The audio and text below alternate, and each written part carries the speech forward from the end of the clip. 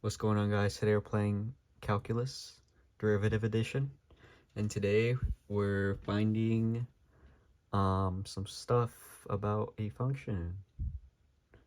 All right, so first things first. We gotta. These are the two main things we gotta find. So concave down and increasing on f of x. Now, what this is basically finding the derivative and the double derivative of the functions. So when is f of x increasing? F of x is increasing when f prime of x is greater than 0, or when it's positive. Okay, that's when it's increasing. So we gotta find out when it's increasing. And concave down, well, that's when f double prime of x is actually negative. So we're going to find these using sign charts, but that's the gist of it. So first things first, let's find f prime of x. So f prime of x equals, okay, so it's 16 x 2 times 24. 2 times 24 is 48. Okay, now we got it. Now we really can't find anything yet. That's when we make this equal to 0. Now we're gonna have to do that for f prime soon, but not yet. So we can make this cleaner. We can clean it up. So I'm gonna take out a 16 and an x, since you can take that out of both. And it's gonna be x squared plus, minus, since this is plus, you double minus whatever this is. And now I'm gonna give you 3 seconds. Oh, it is 3.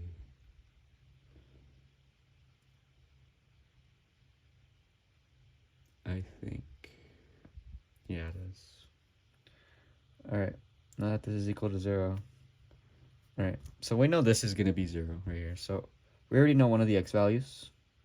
X is equal to 0, and we know that one. Right, and since we well, let me explain. So we can go further and do x. Okay, with this we can go further and do this. Now be careful here, because when you take the square root, it's actually gonna be plus or minus, because the square root of x squared is actually like, it's actually like then the, what is it called, absolute value. Yeah, when there's two lines, like we'll put it right here, like that's this, that's this, those are the same. So we're just gonna have to deal with it, you know.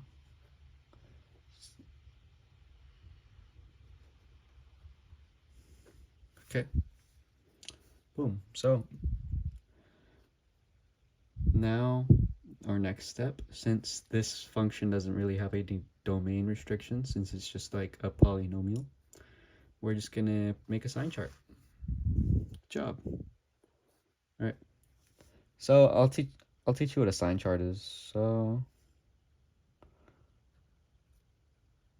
and then we'll do the negative first. Union.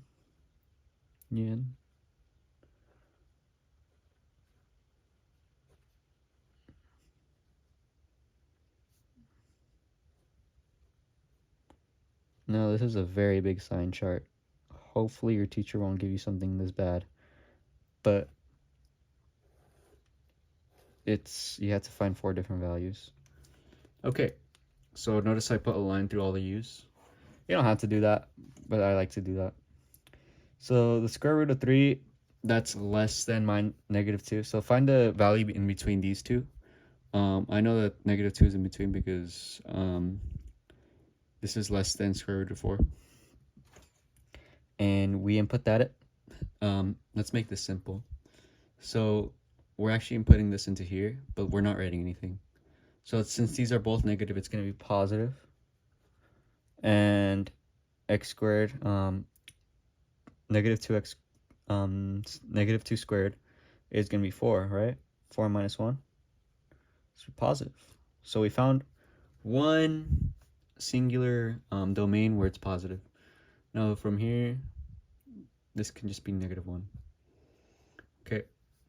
And we're going to do the same thing. So that's negative 1. Double negative right here since we're inputting it into this one. So it's going to be just plus. And actually, since square root of negative, not square root, negative 1 to the second power, that's going to be 1. 1 minus 3, that's negative. So it's going to be negative. So we know it's not this interval right here. All right, from here, we can just put 1.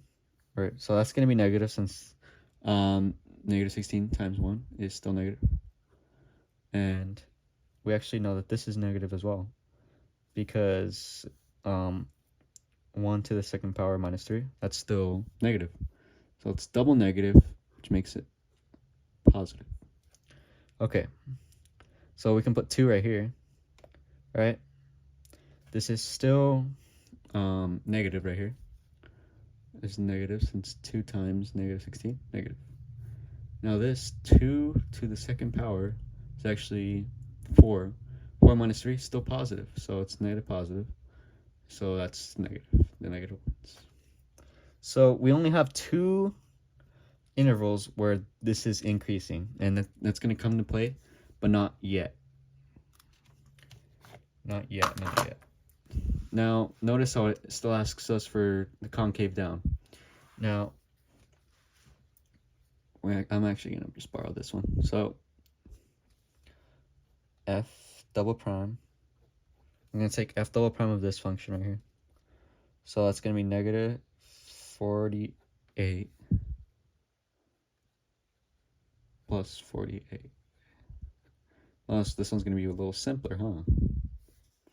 Okay, so same thing, make it equal to 0. We can factor out a 48 right here.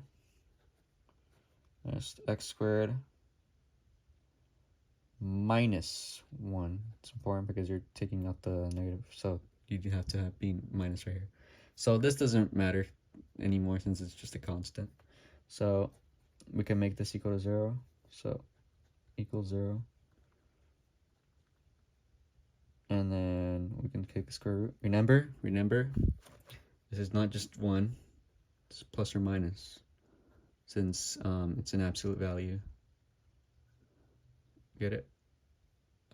This goes away once you do the plus or minus, so it's plus or minus 1. So the x values are negative 1, 1. Okay, this one's simpler. You don't have 3 numbers like the other one, it's just 2. So we can go right here under this sign function. Under this sign chart, we can put negative infinity, negative 1, 1, negative 1, 1, 1, boom. So now we only have to do 2 lines. So I have to do 1 less. Good job. All right, so that's going to be negative 1. Negative 2, because that's a value in between these two. And judging from here, so this one's going to be negative no matter what. No variable can change that since there's no variable right here. All right, so negative 2 squared, that's going to be 4. 4 minus 1, positive. So this one's actually negative, and that's what we're trying to find since it's concave down, it's less than 0. All right, this is a fancy way of saying it's negative, and this is a fancy way of saying it's positive. That's just how we have to write it in our answer. We can put 0 here, and so this won't even matter. It's just negative 1, negative 48. So that'll be double negative, and so this won't be one of our domain. Well, this won't be one of our intervals. Now 2. All right, on 2, So this is going to be 2 squared. So it's going to be 4. 4 minus 1, still positive. That's negative. So negative, positive. So it's going to be negative. Okay. Now we've done the hard part. Now we just got to narrow it down here. So this is like the one part where you have to use your brain. So from negative infinity, we know that's good since these, but we have to do the value that has it both, and this is -1 is more than negative square root of 3. So we're actually going to choose this one because it's less than, since it's more in debt. And on this one, it's going to start at 1. So 1, and then it's going to end at square root of 3, since after that it's going to stop being negative. I know I confused you totally, but let's write it down. So those conditions over there are met on this interval. Union 1. So what this means is the conditions are only right. So like at 0, notice how it's still positive. It's still concave up. So that's why we have to start at 1, because that's when it starts being negative. Now that's going to be there for pretty much ever. And it ends at -3 and not infinity, because that's when at -3 it stops being, it stops increasing on this one. And on this one, negative infinity, that's good. They're both going to be good until negative infinity. And I'm going to stop at -3 because that one stops first. -1 is actually more. So we're going to type this in and see if we're right. I should be. I don't think I made a silly mistake. I haven't done these in a while, but I think I still got it. You know?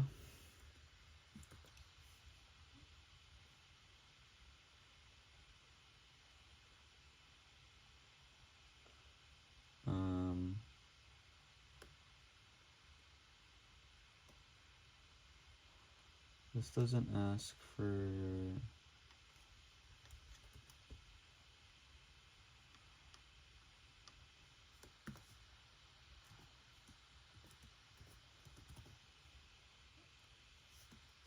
union. Union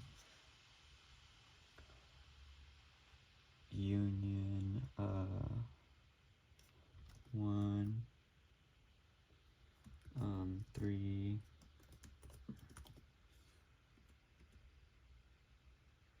and I'm right. Now, so you see on the freaking on Delta Math, it doesn't even give you a square root. So I had to like write 1 over. So this is a cool trick. Like if you aren't offered a square root, just write like parentheses the number and then this, and then boom, you get the answer. So this is the answer. Right. Bye.